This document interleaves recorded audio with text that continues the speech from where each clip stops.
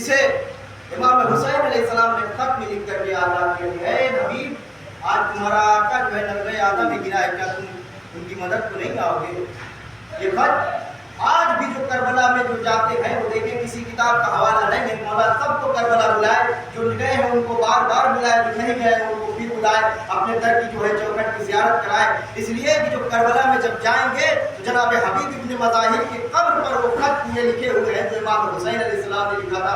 इमाम हुसैन अलैहिस्सलाम ने रजूल फ़क़ीह कह के जनाब हबीब इब्न मज़ाहिर को जो है कहा था, इसलिए क्योंकि वो गैब की बातों को भी इस तरीके से बताया। देखिए, गैब की बातें या तो नबी जानता है या तो इमाम जानता है। सल्लल्लाहु अलैहि मोहम्मद।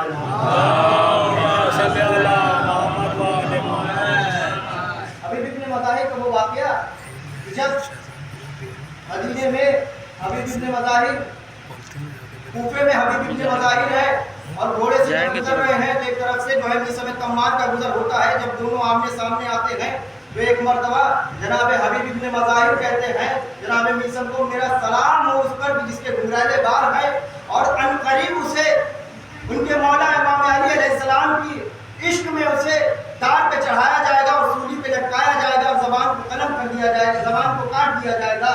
इश्क अली में उनकी ज़बान को काटी जाएगी।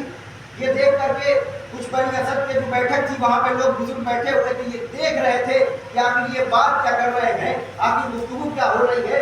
एक मरतबा जो उधर सामने से आने वाला था वो भी कोई और नहीं था बल्कि उसका भी नाम मिसम तम्मार था। याद रखो, मिसम तम्मार भी कहते हैं मेरा सलाम हो उस पर कि जिसकी जुल्फे इतनी कवी हो और वो इमाम हुसैन अलैहिस्सलाम के इश्क में करबला में जिसकी जुल्फे खून से रंगीन होंगी। एक मरतबा देखिए, ये अली के गुलामों के जो आलम है, अली के नौकरों का ये आलम है जो गैब की बातें बता रहा है। अभी करबला का जो है कहीं तस्करा नहीं है मगर ये गुफ्तगू हो रही है।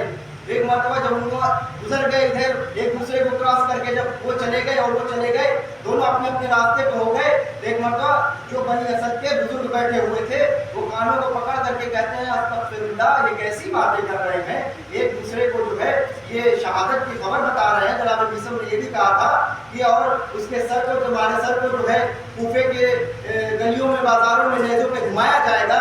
एक मरतबा उसके बाद हुसैन हुजारी आते हैं और आने के बाद मौला अली अलैहिस्सलाम के वो भी सहाबी हैं, वो आने के बाद से कहते हैं क्या हुआ है। एक मरतबा बनी असद के बुजुर्ग कहते हैं देखिए, ये जनाब मिसम जिनका कूफे में इतना मेयार है, इतनी इज्जत है, सब इतना मकाम उनको इतनी इज्जत बख्शते हैं, वो बातें कर रहे हैं आपस में शहादत की, एक दूसरे की जो है ये बात हंस हंस के कर रहे हैं। हमारे तो ये दिमाग में नहीं बैठ रही है आखिर ये गुफ्तगू क्या है, हमारे को ये समझ ही में नहीं आया कि आखिर ये बात क्या है। और हबीब इब्न मज़ाहिर भी जनाब मिसम को बता रहे हैं कि अनकरीब जो है तुम्हारे मौला के इश्क में जो है तुम्हारी ज़बान को जो है काट दिया जाएगा और सूली पे तुमको लटका दिया जाएगा। तो मतलब मुस्कुरा के कहता है कि अभी तो जनाब मिसम ने तुम्हें ये नहीं बताया कि हबीब के कातिल को 200 दिनार जो है इनाम में मिलेगा।